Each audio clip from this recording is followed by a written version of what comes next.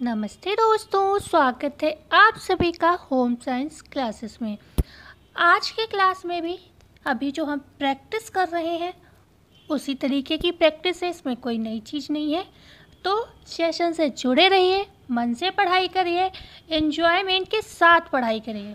ठीक है, माइंड में कोई स्ट्रेस नहीं होना चाहिए पढ़ाई करते समय। जो भी है सब एक तरफ और पढ़ाई एक तरफ। ठीक है, तो कितने क्वेश्चन सही थे आपके हमें ज़रूर बताइएगा। और ये सभी स्टेट के एग्ज़ाम्स के लिए इम्पॉर्टेंट है। 5 ऑप्शन बिहार के हिसाब से मैंने दे रखी हैं ज़्यादातर क्वेश्चन में। वैसे कुछ 4 ऑप्शन वाले भी प्रश्न हैं। और सबसे बड़ी बात यह है 5 ऑप्शन में आपका ज़्यादा से ज़्यादा क्या होता है, चीज़ें कॉन्सेप्ट क्लियर होते हैं, क्योंकि 5 ऑप्शन होते हैं तो एक्स्ट्रा नॉलेज भी मिलती है। ठीक है, तो सभी के लिए किसी भी स्टेट, आज पंजाब है, मतलब पंजाब में चंडीगढ़ का पेपर है, या फिर बिहार है, या फिर अदर स्टेट में भी कल को एग्ज़ाम होता है, तो ये सभी के लिए इक्वली इम्पोर्टेंट रहेगा। ओके, क्वेश्चन 1 है, आनुवंशिकता और वातावरण का संबंध जोड़ के समान नहीं बल्कि गुणनफल के समान है। यह कथन है हरलॉक का, बी ऑप्शन है वर्ड्सवर्थ का, सी ऑप्शन है फ्रॉइड का, डी ऑप्शन है जीन पियाजे का। देखो बात करें अगर कहाँ कहाँ से प्रश्न है, तो लगभग सभी ब्रांचेस के प्रश्न हैं, लेकिन मतलब 4-5 करके सभी के प्रश्न हैं। ओके, तो अभी हमने किसका लिया है, चाइल्ड डेवलपमेंट के प्रश्न हैं ये। तो ये कथन जो है आनुवंशिकता जो होती है, वातावरण जो आनुवंशिकता और वातावरण का संबंध जोड़ के समान है, समान नहीं बल्कि गुणनफल के समान है, ये कथन अगर पूछा जाए तो ये है किसका, वर्ड्सवर्थ का। बी ऑप्शन हमारा बिल्कुल सही हो जाएगा। ये एक डेफिनेशन है, इसे भी ऐसे ही याद कर लेना है। ठीक है, आगे बढ़ते हैं क्वेश्चन नंबर 2। गर्भकालीन अवस्था में माँ की सुखदायक अनुभूतियाँ सभी गर्भस्थ शिशु के विकास के लिए सकारात्मक होती हैं। यह निम्न है, मतलब इनमें से आपको ऐसी चीज़ बतानी है जो अगर गर्भकालीन अवस्था में माता करती है तो उसके लिए भी सुखदायक होगी और गर्भस्थ शिशु के विकास में सकारात्मक प्रभाव डालेगी। क्या संतुलित भोजन है, अच्छा साहित्य पढ़ना, अच्छा मनोरंजन करना, निम्न में से एक से अधिक, या ये ऑप्शन ए निम्न में से कोई नहीं।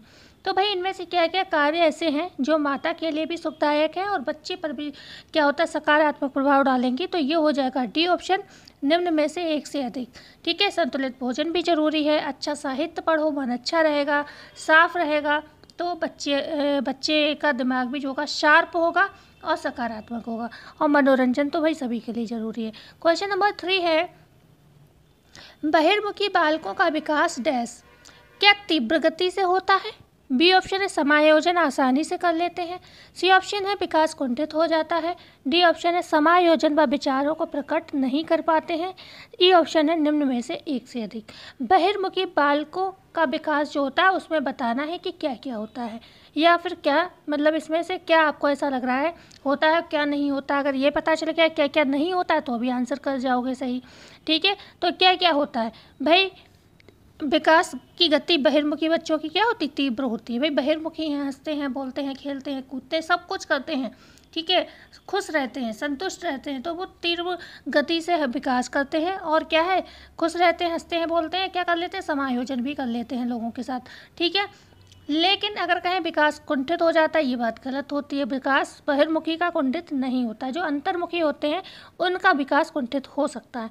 ये डी ऑप्शन है, समायोजन में विचारों को प्रकट नहीं कर पाता है, ये भी लक्षण जो है किसका है, अंतर्मुखी बच्चों का है। ठीक है, तो हमारा 2 ऑप्शन सही है स्टार्टिंग का। तो ऑप्शन कौन सा सही हो जाएगा इनमें से, ऑप्शन सही हो जाएगा हमारा निम्न में से एक से अधिक, ई ऑप्शन। ठीक है, करेक्ट आंसर होगा। क्वेश्चन नंबर 4 है, बालक के विषय में सही कथन पहचाने।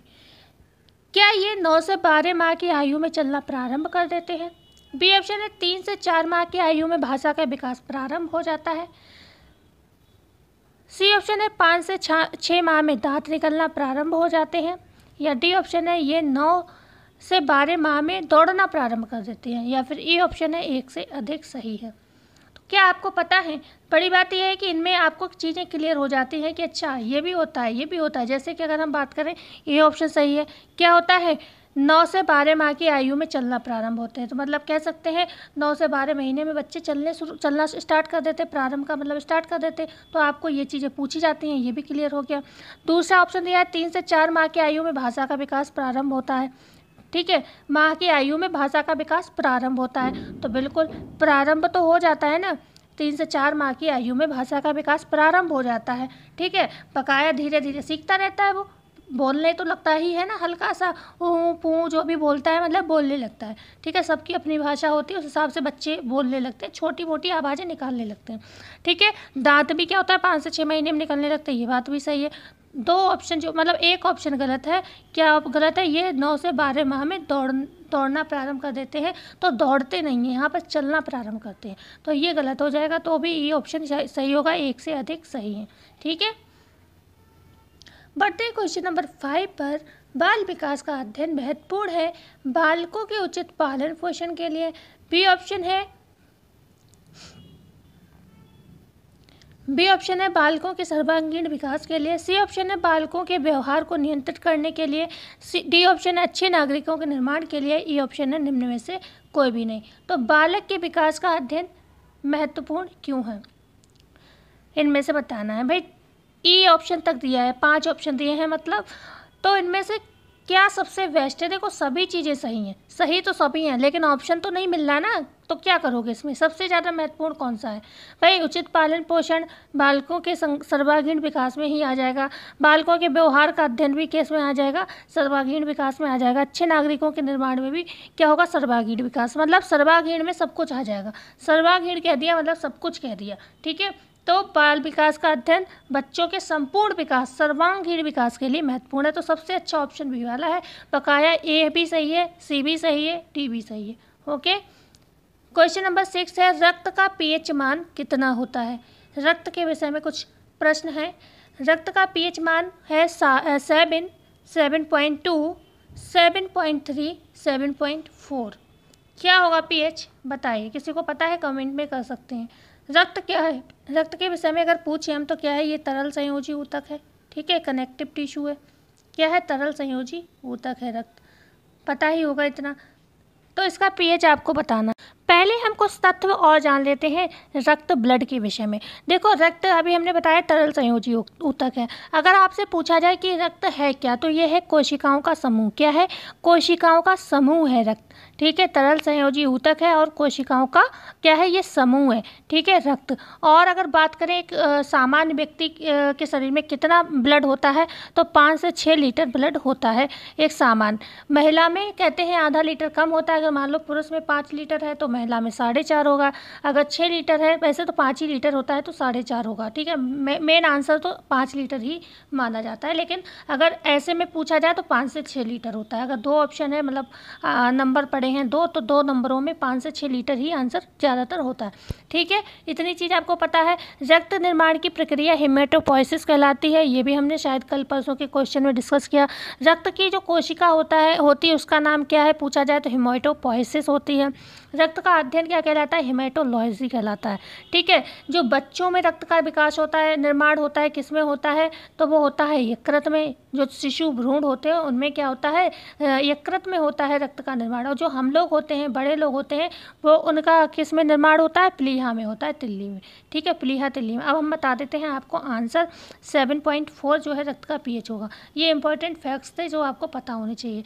क्वेश्चन नंबर 7 है हड्डियों को हड्डी से जोड़ने वाला तत्व कहलाता है टेंडन, लिगामेंट, कोशिका या फिर रक्त। तो हड्डी को हड्डी से जोड़ता है क्या? लिगामेंट। बी ऑप्शन आपका बिल्कुल करेक्ट होगा, option number B, question number 7। ठीक है, बी सही होगा। हड्डियों को हड्डी से अगर जोड़ता है तो लिगामेंट। ठीक है, अगर टेंडन की बात करें, टेंडन क्या करता है? हड्डी को मांसपेशी से जोड़ता है, हड्डी प्लस मांसपेशी। ठीक है, तो ये हो गया आपका क्या? टेंडन। ओके, और लिगामेंट क्या करता है? हड्डी को हड्डी से जोड़ता है। रक्त के विषय में अभी बात हो ही चुकी है। कोशिका क्या है? हमारे शरीर की सबसे छोटी इकाई है, यूनिट है, जिससे हमारा शरीर बना हुआ है। ठीक है, क्वेश्चन नंबर 8 है रक्त ब्लड के कार्य हैं। ए ऑप्शन है ऑक्सीजन व कार्बन डाइऑक्साइड का परिवहन करना। बहुत ध्यान से क्वेश्चन पढ़िएगा और समझ के आंसर दीजिएगा। बी ऑप्शन है हार्मोन एवं एंजाइम का परिवहन करना। सी ऑप्शन है कार्बन डाइऑक्साइड का नियंत्रण करना। डी ऑप्शन है निम्न में से एक से अधिक। ई ऑप्शन है इनमें से कोई नहीं। 1 सेकंड का मैं आपको इसमें समय जरूर दूंगी, कौन सा आंसर यहाँ पर आपका सही है। मैं बता देती हूँ आपको ऑप्शन क्या कौन सा सही होगा। यहाँ पर होगा बिल्कुल बी ऑप्शन सही होगा, हार्मोन व एंजाइम का परिवहन करता है। जो फर्स्ट ऑप्शन है ऑक्सीजन का परिवहन तो करता है और ऑक्सीजन के साथ जो पोषक तत्व होते हैं ना उनको अवशोषित करके ले जाता है। तो हम कह सकते हैं कि ऑक्सीजन प्लस पोषक तत्वों का परिवहन करता है, लेकिन कार्बन डाइऑक्साइड का परिवहन नहीं करता है, बल्कि क्या करता है, उसका निष्कासन करता है। ठीक है, परिवहन नहीं, कार्बन डाइऑक्साइड में हमारे ब्लड में नहीं घूमता है, वो तो बाहर निकल जाता है। ठीक है, और ऑक्सीजन जो होती है वो जाती है हमारी छोटी छोटी कोशिकाओं तक। तो किसका, ऑक्सीजन का और पोषक तत्वों का ये परिवहन करता है, लेकर घूमता है। ठीक है, हार्मोन व एंजाइम का परिवहन करता है, एक स्थान से दूसरे स्थान में ले जाता है। कार्बन डाइऑक्साइड का ये नियंत्रण भी नहीं करता है। ठीक है, क्या करता है, कार्बन डाइऑक्साइड का नियंत्रण नहीं करता, उसको शरीर से बाहर निकालता है। और क्या करता है, तापमान का नियंत्रण करता है। ब्लड क्या करता है, तापमान का नियंत्रण करता है। ओके, इतना याद रहेगा, तापमान का ये नियंत्रण करता है। अपशिष्ट पदार्थों को बाहर निकालने का काम भी ब्लड करता है। ठीक है, इतनी चीज़ याद रहे कि अगर पूछा जाए एक यूनिट जो हम ब्लड डोनेट करते हैं तो एक यूनिट में ब्लड आता है, तो वो एक यूनिट में कितना ब्लड होता है अगर पूछा जाए तो ये होता है 350 ml। ओके, अगर रक्तदान की बात आए तो कितने दिन के अंतराल पे आप कर सकते हो, तो 14 दिन के अंतराल में आप रक्त को दान कर सकते हो। अपनी बॉडी का कितना % दान कर सकते हो पूछा जाए तो 10% आप दान कर सकते हो। रक्तदान की आयु अगर पूछी जाए तो 21 से 60 वर्ष तक आप ब्लड का दान कर सकते हो। ओके, और ब्लड बैंक में रक्त कितने दिनों तक स्टोर रहता है, तो 40 से 45 दिन तक मतलब रखा जाता है, जिसका ताप शायद होता है 4 डिग्री सेल्सियस ताप पर ये रखा जाता है। ठीक है, तो इतनी सारी चीज़ें आपको रक्त के विषय में पता होनी चाहिए। शरीर के अंदर रक्त जमने से रोकने वाली प्रोटीन क्या कहलाती है, क्या रेनिन कहलाती है, पेप्सिन कहलाती है, हिपेरिन होती है, ई है निम्न में से एक से अधिक, डी है निम्न में से कोई नहीं। तो इनमें से कौन सी प्रोटीन जो होती है रक्त में पाई जाती है, जिस वजह से हमारी बॉडी में जो रक्त होता है वो जमता नहीं है। ठीक है, और जब बॉडी से बाहर रक्त आ जाता है तो वो तत्व मतलब ख़राब हो जाता है, ख़त्म हो जाता है। इसलिए बाहर रक्त, ज़मीन पे पड़ा हुआ रक्त देखना जम जाता है एक समय बाद, लेकिन बॉडी में नहीं जमता। क्यों? क्योंकि वहाँ पर हिपेरिन प्रोटीन जो होती है एक्टिव रहती है। ठीक है, रेनिन क्या करती है, बच्चों में दूध का पाचन करती है, और पेप्सिन बड़े लोगों में जो होता है पाचन के लिए आवश्यक प्रोटीन होती है। ठीक है, तो हिपेरिन क्या करती है, रक्त को पतला रखती है बॉडी के अंदर। क्वेश्चन नंबर 10 है, प्लाज्मा के विषय में सत्य कथन पहचाने। प्लाज्मा जो होता है रक्त में पाया जाता है, उसके विषय में आपको कुछ कथन पहचानने हैं। ये सारे क्वेश्चन पूछे जाते हैं। ये रक्त का 55 से 60% भाग बनाते हैं। यह गाढ़ा व पीला तरल चिपचिपा पदार्थ है। सी ऑप्शन इसमें कोलेजन प्रोटीन होती है। डी ऑप्शन है इसमें 90 से 92% जल होता है। ई ऑप्शन है इनमें से सभी। अब आप लोगों के मन में एक ख्याल तो आ रहा होगा, सारे क्वेश्चन ब्लड के डाल दिए हैं। तो ब्लड के क्वेश्चन जैसे कि अब फिजियोलॉजी के 5 प्रश्न मैं लाई हूँ, तो ये 5 प्रश्न लगभग ब्लड से ही थे। लेकिन ये चीज़ तय है, अगर आप ध्यान से सुनोगे, मैंने सारे पॉइंट लिखे नहीं है, लेकिन जो मेन पॉइंट ब्लड के विषय में पूछे जाते हैं वो मैंने सारे आपको बता दिए। अगर आप ध्यान से सुनोगे, लिखोगे तो आप लिख सकते हो। ठीक है, तो कह सकते हैं हम कल की जो प्रैक्टिस करेंगे उसमें रक्त से एक भी प्रश्न नहीं होगा, क्योंकि लगभग चीज़ें हम आपको यहीं पर बता देंगे। तो हम कोई और नया टॉपिक लाएंगे। तो मेरी कोशिश ये भी है थोड़ी कि ऐसे प्रैक्टिस करते रहो, क्योंकि प्रैक्टिस तो रोज़ ही कर रहे हैं, कि एक दो टॉपिक लगभग क्लियर भी होते रहे और पढ़ाई भी होती रहे और प्रैक्टिस भी होती रहे साथ ही साथ। ठीक है, जिससे पेपर तक एक अच्छा नोट आपके पास हो। और नोट्स तो क्या, आप तो पढ़ने का समय है, नोट्स तो आपने बना ही लिए होंगे। बस हाँ, क्विक रिवीजन के लिए आप शॉर्ट नोट बना सकते हो। जो शॉर्ट नोट नहीं होते, बस एक एक शब्द लिखो, थोड़ा सा टॉपिक डालो, उसके विषय में बस छोटा छोटा सा लिख लो, बिल्कुल जो जाते समय पढ़ लो आप एक दिन पहले। ठीक है, तो इस टाइप का नोट्स बना सकते हो। तो इस वजह से ऐसे प्रश्न हैं ये कि आपको सारे टॉपिक क्लियर होते चलें। तो प्लाज्मा के विषय में सत्य कथन क्या क्या है, मैं ऑप्शन भी पढ़ के भूल चुकी हूँ, अब मैं दोबारा पढ़ती हूँ। ठीक है, 50 से 60% भाग बनाते हैं, ये बात बिल्कुल सही है। ये तरल और पीला पदार्थ होता है, ये भी सही है। इसमें कोलेजन प्रोटीन होती है, ये भी सही है। और इसमें 90 से 92% जल होता है, ये भी सही है। तो सभी कथन ई ऑप्शन यहाँ पर बिल्कुल आपके करेक्ट हो जाएंगे। Question number 10। ठीक है, प्लाज्मा के विषय में ये सारे जो तत्व होते हैं बिल्कुल सही हो जाते हैं। इसमें कुछ ऐसे भाग भी पाए जाते हैं, जैसे कार्बनिक अकार्बनिक तत्व भी पाए जाते हैं, जिसे हम ठोस भाग कहते हैं। प्लाज्मा में ठोस भाग भी होता है। देखो 90 से 92% जल होता है, तो जो शेष बचा वो कितना ठोस भाग होता है, जिसमें कार्बनिक अकार्बनिक पदार्थ, जैसे कि अकार्बनिक में बात करें प्रोटीन है, ग्लूकोज है, फोलिक एसिड है, ये सारी चीज़ें पाई जाती हैं। कार्बनिक में अगर बात करें तो आप कैल्शियम है, मैग्नीशियम है, फेरस है, ठीक है, आयरन है, ये सारी चीज़ें पाई जाती हैं। ओके, बढ़ते हैं क्वेश्चन नंबर 11। संरचना के आधार पर खनिज लवण होते हैं स्वतंत्र, यौगिक, कार्बनिक यौगिक, निम्न में से एक से अधिक, निम्न में से कोई नहीं। बताइए आंसर आपको पता है संरचना के आधार पर खनिज लवण कौन कौन से होते हैं? क्या स्वतंत्र होते हैं, यौगिक होते हैं या फिर कार्बनिक होते हैं? तो आंसर कौन सा होगा? डी है निम्न में से एक से अधिक और ये है इनमें से कोई नहीं। तो डी ऑप्शन सही होगा, निम्न में से एक से अधिक। मतलब संरचना के आधार पर खनिज लवण 3 प्रकार के होते हैं। कौन कौन से होते हैं? स्वतंत्र होते हैं, जैसे कि आपका कैल्शियम है, फॉस्फोरस है और मैग्नीशियम है, कोबाल्ट है, जिंक है, सोडियम है, ये स्वतंत्र खनिज लवण कहलाते हैं। जो यौगिक के रूप में होते हैं उसमें क्या होते हैं, मतलब 2 तत्वों को जोड़कर बनाए जाते हैं। जैसे कि 2 खनिज तत्व जोड़ लिए, जैसे कि कैल्शियम जोड़ लिया, कैल्शियम प्लस किसको? फॉस्फोरस को जोड़ लिया, ठीक है, फॉस्फोरस। तो क्या हो गया? कैल्शियम फॉस्फेट हो गया, ठीक है, कैल्शियम फॉस्फेट हो गया, ठीक है, कैल्शियम फॉस्फेट हो गया। समझ लीजिए, मैं पूरा लिख नहीं रही हूँ, ठीक है। तो calcium plus phosphorus, calcium phosphorus, मतलब दो खनिज को जोड़ लिया। कैल्शियम भी खनिज है और फॉस्फोरस भी खनिज है। तो जिसमें 2 खनिज जुड़ जाए उसे हम कहते हैं यौगिक, ठीक है। यौगिक मतलब योग कर लिया, 2 खनिज ने योग कर लिया। योग का मतलब हुआ एक दूसरे में जुड़ जाना, ठीक है, योग कर लिया। ऐसे कैल्शियम प्लस मैग्नीशियम, तो हम उसको क्या कहेंगे? कैल्शियम मैग्नीशियम कहेंगे। उस दूसरा अगर उदाहरण एक और दूँ मैं, तो सोडियम प्लस क्लोराइड, तो उसे कह देंगे सोडियम क्लोराइड, ठीक है। तो ये क्या कर लिया इन्होंने? योग कर लिया, 2 जुड़ गए। ऐसे थर्ड आता है आपका कार्बनिक यौगिक। तो इसमें क्या होता है? एक तो स्वतंत्र मिनरल होता है, स्वतंत्र मिनरल हमने कैसे बताया? कैल्शियम, फॉस्फोरस, मैग्नीशियम, जब ये सिंगल में होते हैं तो ये स्वतंत्र होते हैं, ठीक है।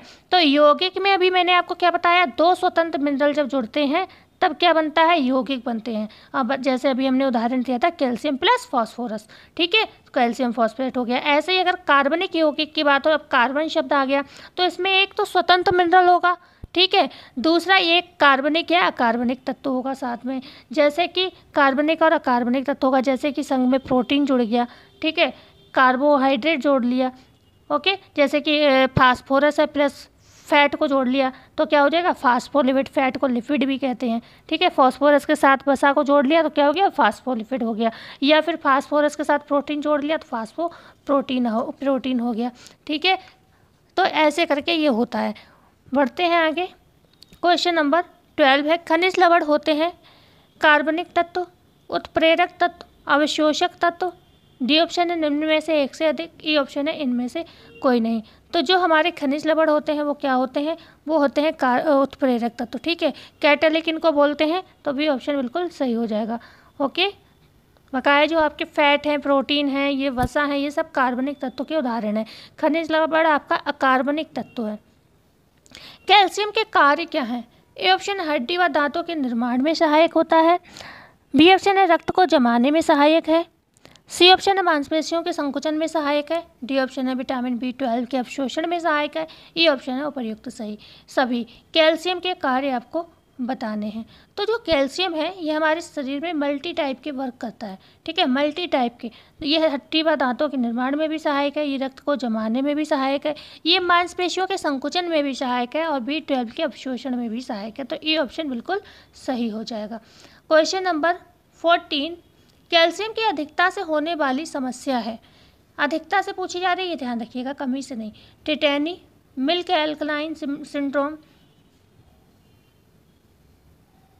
ठीक है, या फिर सी ऑप्शन है idiopathic hyper calcium, D option है निम्न में से एक से अधिक, ई ऑप्शन है निम्न में से कोई नहीं।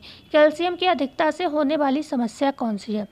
तो अधिकता से पूछी जा रही है तो ऑप्शन मतलब कौन कौन सी समस्याएं होती हैं अधिकता से? एक तो होती है क्या? इडियोपैथिक हाइपर कैल्शियम, जो होती है किसमें? ये होती है बच्चों में, ठीक है, ये होती है बच्चों में, ठीक है। और ऊपर वाला जो है मिल्क एल्कलाइन सिंड्रोम, ये भी होता है प्रौढ़ों में, ठीक है। प्रौढ़ लोग हैं, जैसे हम लोग हैं, हम लोगों के बॉडी में अगर कैल्शियम की कमी होगी तो उसे हम कहेंगे मिल्क एल्कलाइन सिंड्रोम। तो ये एक से अधिक हो गया, ओके, निम्न में से एक से अधिक, डी ऑप्शन सही हो जाएगा। और जो टिटेनी होता है वो कैल्शियम की कमी से बच्चों में टिटेनी रोग हो जाता है, ठीक है।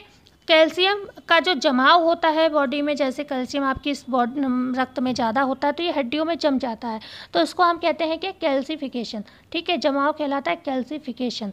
ओके, और बहुत ज़्यादा ये जम गया तो क्या है, अंग आपके मुड़ेंगे ही नहीं। उंगलियों वगैरह में हड्डियाँ होती हैं, हड्डियों में कैल्शियम जमा होगा तो हाथ पैर आपके मुड़ेंगे नहीं, ये भी नुकसानदायक हो जाएगा। ठीक है, और जब कैल्शियम टूटने लगता है, मान लो कमी हो रही है तो आपकी हड्डियों से टूट टूट कर कैल्शियम जा रहा है, तो उसको कहते हैं डीकैल्सिफिकेशन, हड्डियों से कैल्शियम का टूटना। ठीक है, हटना, उसे कहते हैं डीकैल्सिफिकेशन। ओके, अगर बात की जाए गरीबों का दूध या फिर गरीबों का मिल्क अगर पूछा जाए किसे कहते हैं, तो रागी को कहते हैं, क्योंकि रागी में भी कैल्शियम बहुत ज़्यादा होता है। ओके, बढ़ते हैं क्वेश्चन नंबर 15। कुपोषण कितने प्रकार का होता है? ए ऑप्शन है 2 प्रकार का, बी ऑप्शन है 3 प्रकार का, सी ऑप्शन है 4 प्रकार का, डी ऑप्शन है 5 प्रकार का। तो कुपोषण बताना है। देखो, कुपोषण को जानने से पहले तो आपको ये पता होना चाहिए कि पोषण के ही प्रकार कितने हैं। ठीक है, तो पोषण के अगर हम प्रकार की बात करें तो ये 2 होते हैं। कौन कौन से होता है? एक तो सुपोषण होता है, ठीक है, एक सुपोषण होता है। ओके, दूसरा क्या होता है? कुपोषण होता है। सुपोषण, दूसरा क्या होता है आपका? कुपोषण होता है, सॉरी कुपोषण। ओके, जैसा भी लिख रही हूँ बस आप समझ लीजिए। कुपोषण, ये कुपोषण कितने 3 प्रकार का होता है। कुपोषण कितने 3 प्रकार का होता है, जिसमें एक होता है, पहला वाला होता है अतिपोषण। ठीक है, अतिपोषण मैं शॉर्ट में लिख दे रही हूँ। दूसरा होता है अल्पपोषण। अल्पपोषण, अतिपोषण जैसे कि अमीर लोगों को होता है अल्पपोषण, या तीसरा होता है क्या कहते हैं इसे? असंतुलित पोषण। असंतुलित पोषण, ठीक है, असंतुलित पोषण। तो ये 3 तरीके का होता है। अति पोषण मतलब न्यूट्रिशन आवश्यकता से अधिक ले लेना, अल्प पोषण मतलब जितनी आवश्यकता है उतना नहीं मिल रहा है, और असंतुलित जो होता है वो एक ऐसा हो जाता है कि मतलब इतनी ज़्यादा किसी चीज़ की कमी हो रही है कि आपको कोई ना कोई प्रॉब्लम हो जाए। जैसे विटामिन ए की कमी असंतुलित है, कभी तो मतलब बहुत ही ज़्यादा कमी हो जा रही है जिससे आपको रतौंधी की प्रॉब्लम हो रही है, और कभी मतलब ये है कि पूर्ति हो जा रही है। ठीक, मतलब असंतुलित है। कुछ चीज़ें तो आपको मिल रही हैं और कुछ चीज़ें आपको बिल्कुल डेफिशिएंसी हो रही है। जैसे कि विटामिन सी है, कमी हो मतलब आप लेते ही नहीं हो तो उसकी कमी होती जा रही है, लेकिन और सारी चीज़ें अच्छी हैं, आपको कैलोरी भी मिल रही है, प्रोटीन भी मिल रही है, लेकिन विटामिन सी की डेफिशिएंसी हो रही है। तो इस तरीके से असंतुलित है, चीज़ें मिल रही हैं लेकिन संतुलन में नहीं मिल रही हैं। ओके, तो ये हो गया आपका प्रकार कुपोषण। ये जो अभी हमने बात की यहाँ पर अति पोषण की, जो फर्स्ट ऑप्शन था कुपोषण में अति पोषण, ये भी 2 प्रकार का होता है। एक होता है क्या? मोटापा होता है, क्योंकि अति पोषण की बात हो रही है, खासतौर से रईसों को ऐसी चीज़ें होती हैं। तो अति पोषण में पहला तो होता है आपका, 2 होते हैं, मोटापा होता है पहला, ठीक है, मोटापा होता है, और दूसरा बोला जाता है जिसे हम कहते हैं विषाक्तता। विषाक्तता, अब इन लोगों को मोटापा तो होता है, ठीक है, मोटापा क्यों होता है? क्योंकि कैलोरी बहुत ज़्यादा खाते हैं, वर्क करते नहीं है, तो जो खाया वो डाइजेस्ट नहीं हो पाता है, एनर्जी वैसी की वैसी स्टोर होती रहती है। विषाक्तता वो होती है कि वैसी चीज़ें तो बहुत खा रहे हैं, तली गली और फालतू की, फैटी होते जा रहे हैं, लेकिन क्या है, विटामिन व खनिज की कमी हो रही है। विटामिन आप जानते हो जूस वगैरह में होते हैं, तो उनकी कमी हो रही है। ओके, तो ये होती है विषाक्तता। तो पढ़ते हैं आगे क्वेश्चन नंबर 16 है, गोद लेने वाले दंपत्ति की संयुक्त आयु कितनी होनी चाहिए औसतन? ठीक है, क्या 50 वर्ष तक होनी चाहिए? बी ऑप्शन है 25 वर्ष तक होनी चाहिए, सी ऑप्शन है 80 वर्ष तक होनी चाहिए, डी ऑप्शन है 90 वर्ष तक होनी चाहिए। तो संयुक्त आयु की बात हो रही है, ठीक है, संयुक्त आयु की बात हो रही है, तो ये होनी चाहिए 90 वर्ष तक। 2 लोगों की संयुक्त आयु होती है गोद लेने वाले, तो उनकी 90 वर्ष तक होनी चाहिए। ठीक है, तो कितनी होनी चाहिए? 90 वर्ष तक। डी ऑप्शन बिल्कुल सही हो जाएगा। क्वेश्चन अगर आपसे ये पूछा जाए कि गोद लेने वाले की जो एज होती है तो उनमें कितना दोनों में डिफरेंस होना चाहिए? तो 10 से 25 वर्ष तक का, मतलब 10 से 25 वर्ष तक का डिफरेंस होना चाहिए। मान लो आपको बच्चा जो गोद लेना है तो उससे कम से कम आप या तो 10 वर्ष बड़े हो या फिर 25 वर्ष तक बड़े होने चाहिए। ठीक है, इतना डिफरेंस तो होना ही चाहिए। क्वेश्चन नंबर 17 है, जुवेनाइल जस्टिस एक्ट आया, जे बाई आपने सुना होगा, तो जे बाई नहीं, जे। ओके, जुवेनाइल जस्टिस एक्ट कब आया ये बताना है। 1956 में, 1890 में, 2015 में या फिर 2003 में। तो जो 2003 है ये तो किसके विषय में बताता है? कारा CARA आपने पढ़ा होगा, कारा central adoption and resource act कहते हैं इसे, central adoption and resource act. हालांकि ये भी गोद लेने से ही संबंधित है, ठीक है, और जो 1956 है, 1956 में क्या आया, हामा आया। हामा के विषय में भी आपने पढ़ा होगा, क्योंकि होम साइंस के स्टूडेंट्स हैं, इतना तो पढ़ा, ये सब चीज़ें पढ़ी होंगी। इसे कहते हैं Hindu adoption and maintain act. ये 1956 में आया, Hindu adoption maintain act. Okay, अब बात आती है 1890 में कौन सा आया, तो इसमें आया GAWA, जिसे बोलते हैं गाबा, बोलते हैं गाबा, GAWA गाबा बोलते हैं इसको। गार्जियन एंड वर्ड्स एक्ट बोलते हैं, फुल फॉर्म है guardian and words act, words WORDS, words act. ये आया 1890 में। तो एक ही ऑप्शन आपके पास बचता है जुवेनाइल जस्टिस के विषय में, JJ के विषय में, जो है 2015 में आया। ओके, बाल अधिकार के संरक्षण से संबंधित ये एक्ट था, जिससे बच्चे हैं जो मतलब कोई ना कोई अपराध कर देते हैं, तो उनकी भी केयर एंड प्रोटेक्शन के लिए ये एक्ट है, क्योंकि बच्चे हैं तो मतलब उन्हें सुधारने का काम किया जाता है। देखो, जेल भी एक मंदिर है, बिगड़े हुए को सुधारा जाता है। ठीक है, तो यहाँ पर सी ऑप्शन सही हो जाएगा। JJ कब आया, 2015 में आया। लेकिन ये जितने मैंने बोले हैं इन्हें की डेट याद रखना, ये पूछ ली जाती है। क्वेश्चन नंबर 18 है, पुरुष व महिला शादी के कितने वर्ष बाद ही बच्चे को गोद ले सकते हैं? 2 वर्ष बाद, 3 वर्ष बाद, 4 वर्ष बाद या फिर 5 वर्ष बाद? ये क्वेश्चन भी आपके होम साइंस के ही हैं, छोड़ मत देना, बहुत इंपॉर्टेंट है। तो कम से कम 5 वर्ष बाद। अगर 5 वर्ष हो गए आपकी शादी को और आपके बच्चे नहीं हैं या आप प्लान नहीं करना चाहते हो, तो अगर आप सच में मतलब प्लान ही करना नहीं चाहते हो, आप खुद चाहते हो, कुछ लोग होते हैं कि मन से कि जो अनाथ हैं उनके लिए उनको हम गोद लेंगे, हम अपने बच्चे नहीं पैदा करेंगे, तो भी उन्हें 5 वर्ष तक मतलब समय दिया जाता है कि आप सोच लो अच्छे से। ठीक है, और जिनके नहीं हो रहे हैं उनको भी 5 वर्ष तक तो वेट करो तब प्लान करो। ठीक है, नहीं तो कहीं अपना हो गया तो दूसरे की केयर खत्म हो जाती है। क्वेश्चन नंबर 19, दृश्य श्रव्य सामग्री का अभाव स्थायी होता है, अस्थायी होता है, उपयुक्त होता है, अनुप्रयुक्त होता है या ई है इनमें से अधिक, निम्न में से एक से अधिक? भाई, दृश्य श्रव्य सामग्री के विषय में आपको बताना है। तो ये स्थायी होता है, बात सही है। दृश्य श्रव्य सामग्री से अगर आप पढ़ते हो तो ज्ञान जो होता है स्थायी माना जाता है और आपके लिए उपयुक्त भी होता है। ठीक है, तो बी और डी ऑप्शन गलत हैं, ये ई ऑप्शन सही हो जाएगा, निम्न में से एक से अधिक, क्योंकि 2 ऑप्शन आपके करेक्ट हैं। क्वेश्चन नंबर 20 है, प्रसार के लक्ष्य हैं जनता में आत्मविश्वास व संतुष्टि उत्पन्न करना। क्वेश्चन 20 का वी ऑप्शन है, दृश्य श्रव्य साधनों द्वारा स्वयं कार्य करना। सी ऑप्शन है, दृश्य श्रव्य सामग्री द्वारा समझाना या मतलब खुद भी समझना और दूसरों को भी समझाना। डी ऑप्शन है, निम्न में से एक से अधिक। ई ऑप्शन है, निम्न में से कोई भी नहीं। तो प्रसार के लक्ष्य भी ये सारे ही हैं।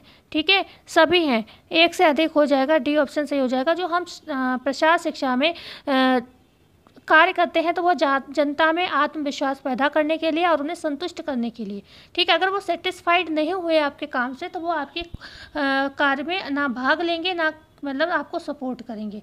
ठीक है, और दृश्य श्रव्य सामग्री से जो होता है कार्य, प्रसार कार्यकर्ता स्वयं भी सीखता है और दूसरों को दिखा के भी उसे भी समझाने का प्रयास करता है। ठीक है, तो ये डी ऑप्शन सही हो जाएगा। क्वेश्चन नंबर 21 है, कपास के विषय में निम्न कथन पहचाने। इसे सफ़ेद सोना व यूनिवर्सल फाइबर कहते हैं, इसे पीला सोना व मानव मित्र रेशा कहते हैं, इस पौधे की लंबाई 3 से 6 इंच है, या फिर डी ऑप्शन है आधा से 2.5 इंच, मतलब रेशे की लंबाई यहाँ पर डाल लो। ठीक है, इतना सा ऐड कर लो, इसके रेशे की लंबाई आधा से 2.5 इंच होती है, या ई ऑप्शन है निम्न में से एक से अधिक। कपास के विषय में आपको सत्य कथन पहचानना है। तो फर्स्ट ऑप्शन सही है, सफ़ेद सोना भी कहते हैं हम इसको, और क्या कहते हैं, यूनिवर्सल फाइबर भी कहते हैं। ठीक है, पीला सोना इसे नहीं कहते, ये गलत हो जाएगा। मानव मित्र कहते हैं लेकिन पीला सोना नहीं कहते हैं, येलो गोल्ड नहीं कहते, इसलिए गलत हो जाएगा, इसे हम वाइट गोल्ड कहते हैं। इसके पौधे की लंबाई 3 से 6 इंच नहीं, 3 से 6 फीट होती है। ठीक है, फिट होती है, 3 से 6 फिट होती है, या फिर कभी कभी आपको 4 से 6 फिट भी मिलता है, दोनों याद रखिएगा। ओके, पौधे की लंबाई इतनी होती है, और जो रेशे होते हैं वो आधे से 2.5 इंच सही होते हैं लंबे। तो फिर डी सही है आपका, ए सही है, 2 ऑप्शन आपके बिल्कुल करेक्ट होते हैं। तो ऑप्शन नंबर निम्न में से एक से अधिक, ई ऑप्शन करेक्ट हो जाएगा। बढ़ते हैं आगे, क्वेश्चन नंबर 22, निम्न में से कपास के रेशे का व्यास होता है 10 से 50 माइक्रोन, ठीक है, 12 से 20 माइक्रोन, या फिर सी ऑप्शन है 15 से 18 माइक्रोन, या फिर डी ऑप्शन है 0.0059 या से लेकर 0.0018। किसको पता है क्या आंसर आप दे सकते हो? अन्यथा मैं आपको इसका आंसर देती हूँ। देखो 10 से 50 जो ये दिया है ये माइक्रोन नहीं है, ये ग्रेविटी है किसकी, ऊन की। ठीक है, ऊन में इतनी ग्रेविटी पाई जाती है 10 से 50। ओके, लेकिन अगर कपास के रेशे के माइक्रोन की बात करें तो हो जाएगा, ये माइक्रोन नहीं ग्रेविटी है ऊन की। ठीक है, इतना याद रखिएगा 10 से 50 जो ऑप्शन है। 12 से 20 माइक्रोन जो है बी ऑप्शन आपका सही होगा, कपास का माइक्रोन होता है। जो ये वाला सी ऑप्शन है 15 से 18 माइक्रोन, ये किसका है, आपके लीलन के रेशे का है। ठीक है, लीलन के रेशे का और जो 0.0059 से 0.00118 दिया है, ये दिया है किसका, रेशम का। ठीक है, सिल्क का ये माइक्रोन है। ओके, अब बात आती है, हमने ग्रेविटी की बात की ऊन की, तो फिर क्यों ना हम कपास के भी ग्रेविटी की बात कर लें। तो कपास की जो ग्रेविटी होती है वो होती है 1.52। ठीक है, 1.52। लीलन की भी सेम रहेगी क्योंकि सेलुलोजिक रेशा लीलन भी है, और रेयॉन की भी जो ग्रेविटी है वो 1.52 ही है। ठीक है, ग्रेविटी कितनी है कपास की, 1.52, लीलन की भी 1.52 है, और रेयॉन की भी 1.52 है। सबसे ज़्यादा किसकी ग्रेविटी है, ऊन की 10 से 50। ठीक है, 10 से 50। और अगर हम बात करें रेशम की तो 1.25 है। ठीक है, 1.25 रेशम की ग्रेविटी है। इतना क्लियर हुआ। बढ़ते हैं आगे, क्वेश्चन नंबर 23। कपास के रेशों में प्रति मिमी ऐंठन पाई जाती है 4 से 10 प्रति मिमी, ए ऑप्शन, 150 से 300 प्रति इंच, बी ऑप्शन, 2 से 5 प्रति मिमी, सी ऑप्शन, 100 से 150 प्रति इंच, डी ऑप्शन। कपास के रेशों में प्रति मिमी ऐंठन पूछी जा रही है तो इंच वाला तो आंसर आप कट कर दो क्योंकि मिमी में पूछा जा रहा है। ठीक है, अगर आपको इंच में पूछा जाए तो आपको वो भी मैं बता दूंगी। तो 4 से 10 प्रति मिमी ऐंठन होनी चाहिए कपास के रेशों में, तभी वो रेशा अच्छा माना जाता है। अगर प्रति इंच पूछा जाए कितनी ऐंठन होनी चाहिए तो 150 से 300 प्रति इंच ऐंठन होनी चाहिए। ये ध्यान रखिए कि मिलीमीटर में पूछ रहा है आपसे या फिर इंच में पूछ रहा है, ये डिफरेंस याद रखना तभी आंसर करना। 4 से 10 प्रति मिमी ऐंठन पाई जाती है तब रेशा अच्छा होता है, धागा अच्छा बनता है, या फिर 150 से 300 प्रति इंच ऐंठन होती है तो कपास का रेशा अच्छा बनता है। बढ़ते हैं क्वेश्चन नंबर 24। कपास के रेशों की मजबूती गीली अवस्था में बढ़ जाती है 10%, 20%, 30% या फिर 40%। तो ये कपास के जो रेशे होते हैं वो 30% तक मजबूत हो जाते हैं। और ऊन के रेशे कैसे होते हैं, ऊन है वो 30% तक कमज़ोर हो जाता है गीली अवस्था में। कपास के रेशे की मजबूती गीली अवस्था में 30% बढ़ती है और ऊन की क्या होती है, कम होती है। ऐसे रेयॉन है वो भी 25 से 30% तक कमज़ोर हो जाता है गीली अवस्था में, रेयॉन रेशा। ठीक है, बढ़ते हैं क्वेश्चन नंबर 25 जो कि आज की क्लास का लास्ट होने वाला है क्वेश्चन। कपास के तंतुओं में घूमी हुई विपरीत दिशा में कुंडलियाँ बनी होती हैं जिन्हें कहते हैं स्पाइरल, ऐंठन, कुंडलियाँ, या फिर निम्न में से एक से अधिक। ई ऑप्शन है निम्न में से कोई भी नहीं। तो यहाँ पर जो राइट आंसर होगा, कपास के तंतुओं में जो घूमी हुई विपरीत दिशा में कुंडलियाँ बनी होती हैं या गांठ जैसी संरचना होती है उसे कहते हैं स्पाइरल। ये ऑप्शन सही हो जाएगा। ये स्पाइरल किस लिए जिम्मेदार होता है, ये ऐंठन के लिए जिम्मेदार होता है। जो ऐंठन पाई जाती है, अच्छी ऐंठन पाई जाती है जिससे अच्छे रेशे से अच्छे धागे बनते हैं और अच्छे वस्त्र बनते हैं, उसमें क्या होते हैं, स्पाइरल जो होता है ज़्यादा होता है, और उसमें ज़्यादा स्पाइरल का मतलब ये है कि ऐंठन भी ज़्यादा अच्छी पड़ेगी। ठीक है, और जब अच्छी ऐंठन पड़ेगी तो वस्त्र भी मजबूत बनता है। तो किस लिए ये ऐंठन के लिए जिम्मेदार होता है। ठीक है, ये नहीं होगा, अगर ये कुंडलियाँ नहीं पाई जाएंगी तो ऐंठन भी नहीं पाई जाएगी। ओके, तो इसको जो कुंडलियाँ होती हैं उन्हें हम स्पाइरल कहते हैं, ये ध्यान रखिएगा। ये स्पाइरल किसके लिए जिम्मेदार है, ये ऐंठन के लिए जिम्मेदार है। ठीक है ना, मतलब आज की क्लास का लास्ट क्वेश्चन था। क्लास कैसी लगी हमें कमेंट में ज़रूर बताएं। अच्छी लगी हो तो लाइक करें, चैनल को, सेशन को शेयर अवश्य करें। मिलते हैं ऐसे ही वीडियो में, जब तक के लिए धन्यवाद, और जाते जाते सब्सक्राइब करना ना भूलें।